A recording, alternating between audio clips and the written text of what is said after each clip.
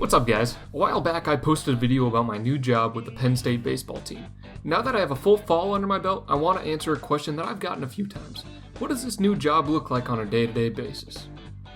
Before we jump into this, welcome back to another video, guys. If you're new here and you're a coach, player, or trainer interested in learning more about the practical applications of data-driven baseball, you've come to the right place. Join the movement now by clicking the subscribe button down below for more weekly baseball animations. But before I can begin to jump into what I do, I need to provide you all with a little background information about where I'm doing it. Penn State baseball is one of the nicest collegiate fields I have ever been to, and that's saying something. We share the facilities with the St. Louis Cardinals short season affiliate, the State College Spikes, and that means that we have a pretty nice minor league setup here with one of the most beautiful views in college baseball overlooking Mount Nittany just past the center field wall. Here at Penn State, we have just about all of the latest technology, and there's even more on the way to satisfy my need as a data-driven player development guy. Outside of the facilities and the resources here, we have an incredible staff put together that have seen so much success over their years of coaching. And I'm very thankful for every moment I get here. These past few months have truly been a dream. On top of all of that, there aren't many places in the country where you can get such a quality degree. It goes without saying that our athletes are set up for success on and off the field, and that has been a really cool thing to be a part of within my first few months with the program. The team is definitely turning the corner, and I'm really excited to be a part of this program at this time. There are some big things coming. Now, let's move into my responsibilities, and in seeing my job title, you probably have a question: what exactly do I do? Well, the answer is twofold. The two main areas of my job include the operations portion and the player development portion. Each have their own unique set of challenges and rewards as I go through my days, but in the end, a lot of these things do overlap. On the operations side, I act as the liaison for all team travel, assisting with and organizing our team schedule when we are on the road. I do some work helping with our budget and acting as a point of contact for most other Penn State Athletic Department employees, such as compliance, finance, and travel.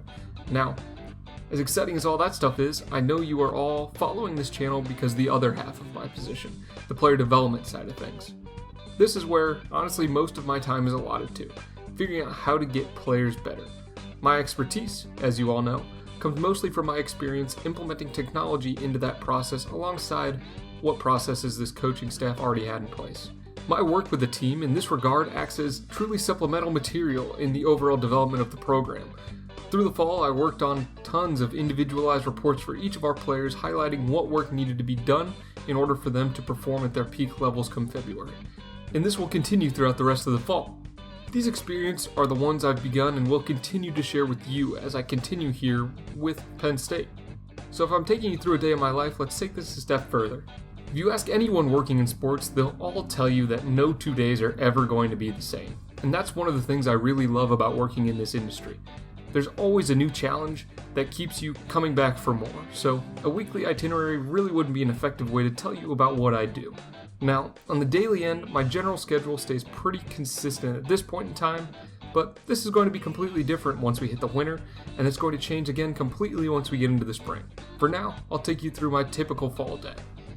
For the most part, I'll arrive at my office somewhere around 9 a.m., and from there, I'll begin to catch up with emails. Most of my meetings happen sometime in the early hours of the day, whether that's with the coaching staff or the people over within the athletic department. I know that's all super exciting stuff.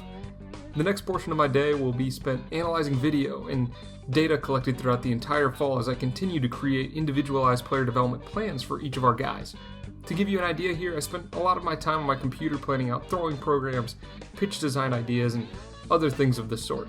And after that, I'll sneak a quick lunch in before coming back for our guys' workouts.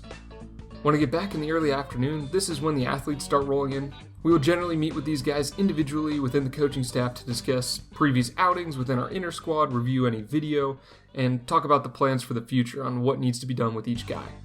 This is kind of the payback period for all the work that I put on my computer throughout each of these mornings, actually getting to speak with the guys and allow them to understand what we are looking at and how it's going to benefit them.